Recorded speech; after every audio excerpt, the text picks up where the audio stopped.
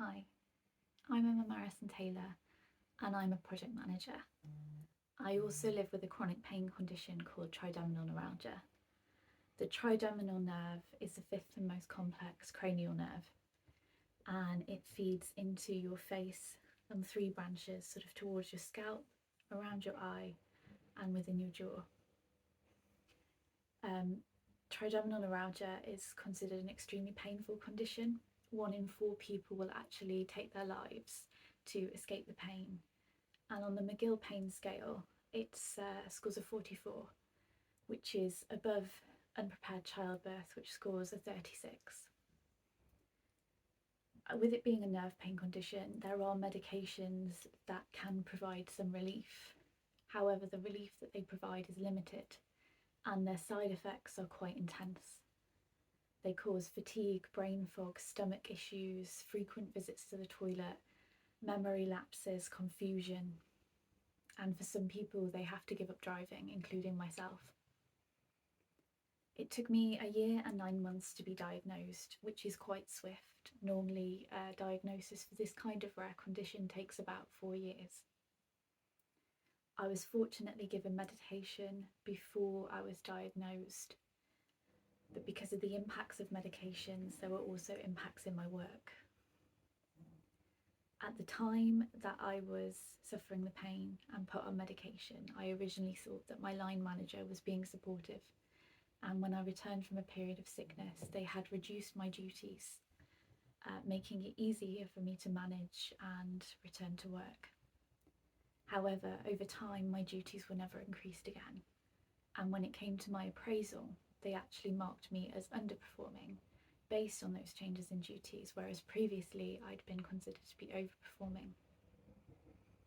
It was a blow to my confidence, and this only got worse as time continued. They began to micromanage me more and more, paying more close attention to the things that I was doing. But this reached such a level where the impacts of my medications were also being logged in my weekly one-to-ones. And we were now keeping an average of my toilet trips per week and the time that was lost in doing my job because of these. It made me feel like I was less than everyone else in the team and less than human. It deeply affected my confidence, and I would panic, and still sometimes do, about needing to use the loo while at work.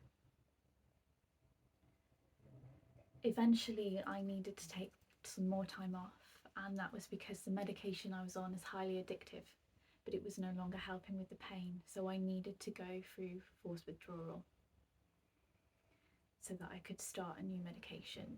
This took a period of 3 months to completely titrate down in doses and come off the medication, have a brief period with no medication, so uncontrolled pain, and then introduce a new medication and get up to a high enough dose to actually start to help with the pain. Over that time period, it became really clear the extent that my manager didn't understand a disability that they couldn't see and didn't understand the consequences of what it was doing to me. During withdrawal, I had issues with losing time, memory loss, confusion, the shakes, agitation, and all of that with an ever increasing pain level. However, because they couldn't see me, they didn't necessarily believe the sick notes that they were receiving, and so they insisted on a weekly video call so that they could assess my condition for themselves rather than believe the clinicians involved in my care. That experience has had a lasting impact on me as a disabled person and how I feel in the workplace. My confidence is knocked, and I do sometimes wonder if I am as good as my peers and my counterparts. I sometimes feel that I have to work twice as hard just to prove that I'm worth being in the office and being in the role. But I have just as much value as everyone else, and I'm just as capable as everyone else, even though I am disabled.